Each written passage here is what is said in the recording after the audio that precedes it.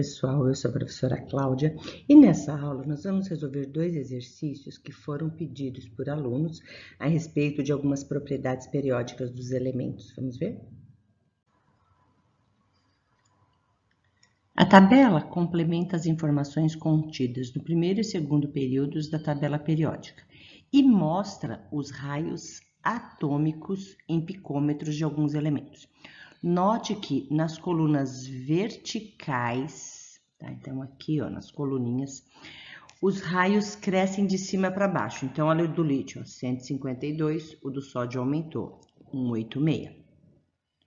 E nas linhas horizontais, os raios atômicos crescem da direita para a esquerda. Então, olha aqui, ó, o cloro, ele está no mesmo período do silício, no mesmo período do sódio, e o raio está aumentando do cloro para o sódio, da direita para a esquerda. Explique por que o raio atômico do elemento sódio é maior do que o raio atômico do elemento cloro. Então, você lembra que pela distribuição eletrônica você consegue descobrir em que período cada elemento está. Então, ó, o sódio tem número atômico 11, ele tem elétrons na terceira camada. O cloro tem número atômico 17, ele também tem elétrons na terceira camada, ó, 3p5. Então, aqui está a terceira camada. Então, ambos se encontram lá no terceiro período da tabela periódica, tá? Só que o sódio, lá no núcleo, ele tem 11 prótons, enquanto que o cloro, ó, tem 17. Lembra? O número atômico diz para você quantas partículas o elemento tem no núcleo. Então, como o sódio tem 11 cargas positivas, 11 prótons, e o cloro tem 17, quanto mais cargas positivas o elemento tiver, maior vai ser a atração entre o núcleo e os elétrons, porque ele tem mais partículas positivas para atrair os elétrons, tá? O sódio tem menos, então ambos apresentam 3 camadas ou 3 níveis de energia, tá? Como o sódio tem uma carga nuclear menor, tá? Ele vai atrair menos os elétrons, resultando num raio atômico maior, ok? Aí a outra perguntinha é assim: escreva a fórmula e o nome do sal composto pelos elementos lítio, carbono e oxigênio, sabendo que o carbono se encontra no seu mais alto grau de oxidação. Então, o lítio, quando ele se liga para formar um composto, ele vai virar o cátion 1+, porque o lítio ele é da família 1A. O carbono e o oxigênio, quando eles se ligam para formar, ele fala que o carbono se encontra no seu mais alto grau de oxidação, então ele vai se apresentar na forma de carbonato. Então, o carbonato é o CO3, 2-. Então, a fórmula aí do sal é Li2CO3. Lembra? Basta você cruzar as carguinhas. E o nome desse sal? Carbonato de lítio. A tabela periódica dos elementos permitiu a previsão de elementos até então desconhecidos. Mendeleev chegou a fazer previsões, posteriormente confirmadas, das propriedades físicas e químicas de alguns elementos que vieram a ser descobertos mais tarde. Acerca disso, considere a seguinte tabela.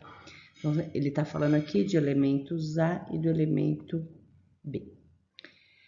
Dadas as propriedades dos elementos A e B na tabela acima, seguindo o raciocínio de Mendeleev, assinale a alternativa correta sobre o elemento de número atômico 13.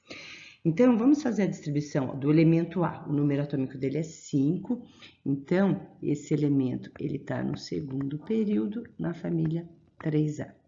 O elemento B, ele está no terceiro período, na família 4A. Terceiro período, família 4A.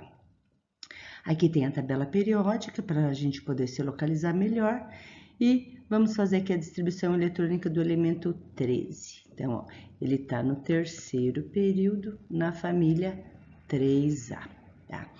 Então, ele está falando que o raio atômico é maior do que 117. Então, vamos comparar aqui os raios, ó.